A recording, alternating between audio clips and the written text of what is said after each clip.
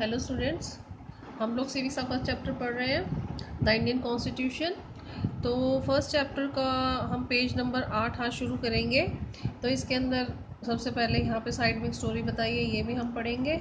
और स्टार्टिंग क्या की गई है यहाँ पर कि important function that a constitution play in democracy is to ensure that a dominant group does not use its power against other.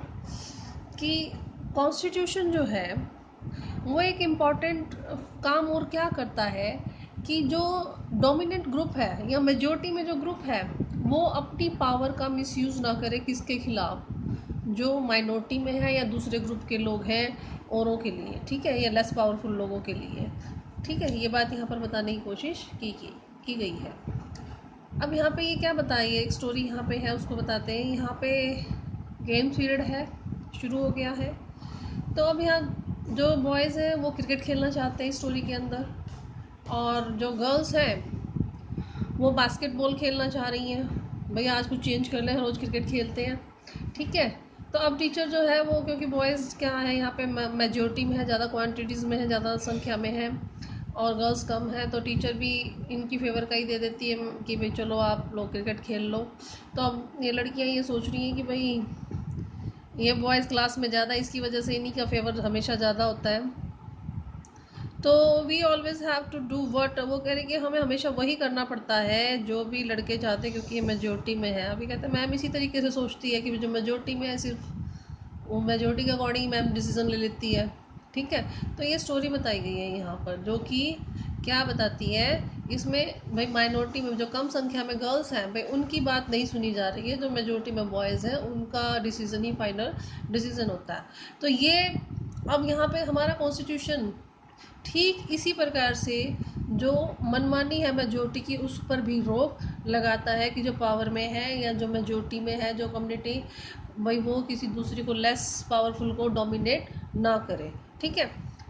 Such unhealthy situation can occur in democratic societies too, इसी प्रकार की जो unhealthy situations हैं वो democratic societies में भी होती हैं, where a majority can continuously enforce decision that include minorities and go against their interest.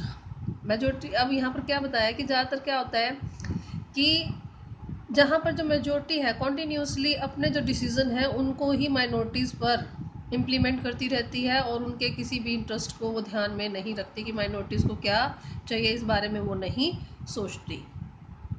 अब जैसा कि ऊपर ये जो स्टोरी इलुस्ट्रेट की गई है, दर्शाई गई है, क्या बता रही है वो, every society is prone to this tyranny of the majority. भाई ज़्यादातर हर सोसाइटी में क्या होता है कि इस तरह की जो मनमर्जी है अपनी वो चलाई जाती है मेजोरिटी के द्वारा। अब the constitution usually contains rules, अब कॉन्स्टिट्यूशन के अंदर ज़्यादातर क्या है, रूल्स हैं, उसके अंदर क्या कंटेन किए गए हैं, रूल्स लिखे गए हैं। दैट इंश्योर्स, जो किस चीज़ को सुनिश्चित करते हैं, क्या चीज़ इंश्योर करते हैं, that minority are not excluded from anything, कि जो माइनॉरिटी है उसको बाहर नहीं रखा जा सकता किसी भी उस चीज़ से, that is routinely available to the majority, जो कि लगातार मेजोरिटी को मिल रही है। दैट मीन्स क्या है कि जो भी मेजोरिटी के लिए फैसले होंगे वही फैसले माइनॉरिटी के लिए भी होंगे, जो उनको बेनिफिट्स मिल रहे हैं वही माइनॉरिटीज़ को मिलेंगे। इस चीज़ का ख्याल कौन रखता है, हमारा कॉन्स्टिट्यूशन, क्योंकि उसके अंदर ये सब रूल्स लिखे गए हैं, ठीक है। Another reason why we have a constitution is preciously to prevent this tyranny or domination by the majority of a minority। वही बात है कि जो इनकी मनमर्जी जो है या डोमिनेशन जो है मेजोरिटी का वो माइनॉरिटी पर ना हो, इस चीज़ से बचाता है हमारा constitution. This can refers to one community dominating another, इसको हम इस प्रकार से बता सकते हैं जैसे भी एक कम्युनिटी दूसरी को डोमिनेट कर रही है, इसको इंटर कम्युनिटी डोमिनेंस कहा गया है, या फिर मेंबर जो है वन कम्युनिटी के वो डोमिनेट करते हैं दूसरी को, इसे क्या कहा है यहाँ पर इंट्रा कम्युनिटी। इस तरह का ये जो डोमिनेशन है वो ना हो, इससे प्रिवेंट करता है हमारा कॉन्स्टिट्यूशन। ये बात यहाँ पर बताने की कोशिश की गई है, क्लियर है।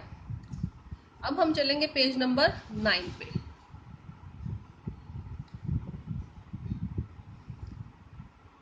अब इसके अंदर थर्ड जो एक रीज़न और बताया गया है वो क्या बताया गया कि हमें कॉन्स्टिट्यूशन की जरूरत क्यों है, why we need a constitution to save us from our self, क्यों हमें हमारा जो कॉन्स्टिट्यूशन है वो हमसे ही बचाता है। अब तुम बड़े हैरान हो गए, हमसे कैसे बचा लेता है हमारा कॉन्स्टिट्यूशन, हमें हम ही से बचा रहा है। दिस मे साउंड स्ट्रेंज, बहुत ही हैरानी वाला तुम्हें सुनने में लगेगा एकदम से, but what is meant by this is that we might at time feel strongly about an issue। कई बार हम क्या होता है किसी भी इशू को लेके ना बहुत ही स्ट्रांगली सोच लेते हैं कि नहीं यही ठीक है, ऐसा ही होना चाहिए, ठीक है। That might go against our large interest, लेकिन वो हमारे किसी बड़े फायदे के खिलाफ चला जाता है वो इशू, ठीक है। लेकिन उस समय हमें वही इशू ठीक लग रहा होता है। इसको समझाएंगे, स्टोरी के जरिए भी समझाएंगे, जिससे आपको बहुत अच्छे से ये पॉइंट आपका क्लियर हो जाएगा। अब इसमें क्या बताया गया है, देखो यहाँ पर टीवी देख रहे हैं सब, ठीक है। अब ये शबनम है जो, वो सोच रही है, क्या सोच, उसके हाथ में बुक आप देख रहे हो। I have 2 chapters left to revise, भाई मेरे 2 चैप्टर जो है ना रहते हैं रिवाइज करने के लिए, कल का जो टेस्ट है उसमें से। But it's time for my favourite TV programme, लेकिन ये जो मेरा इस समय मेरा फेवरेट टीवी प्रोग्राम जो है वो आ रहा है, I am dying to watch it, मैं इसको देखना चाहती हूँ। बट बहुत किसी का अगर फेवरेट आता है तो देखने की कोशिश करता है। But if I do that, लेकिन अगर मैं ऐसा करती हूँ, I won't have time to finish my revision, मेरे पास कुछ भी इस तरह का आगे टाइम नहीं बचेगा जिससे कि मैं अपनी रिविज़न फिनिश कर पाऊँ। सिंपल सी बात है, आप लोगों के साथ भी ऐसा ही होता है। कई बार आपका नेक्स्ट डे टेस्ट होता है, लेकिन आप लोग अपने फेवरेट प्रोग्राम को देखने में कई बार लग जाते हो, जिससे आपका काम भी कई बार मिस हो जाता है।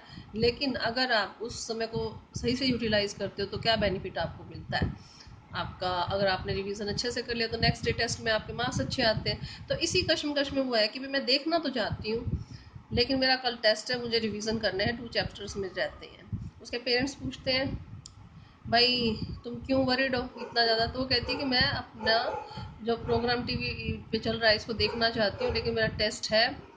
और if you all watch TV, अगर तुम सब टीवी देखोगे, I will also want to watch, मुझे भी, मेरा भी दिल करेगा मैं देखूँ। तो मेरे पास एक आइडिया है, if no one watches TV tonight, क्योंकि ऐसा हो सकता है भी कोई भी ना देखे, then I may not be tempted, भाई इससे फिर मेरा भी दिल नहीं लग जाएगा, टीवी चलेगा ही नहीं तो मैं देखूंगी भी नहीं।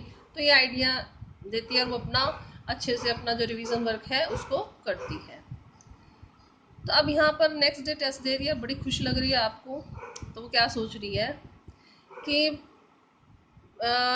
बहुत ही अच्छी बात हुई कि मैंने जो है टीवी नहीं देखा।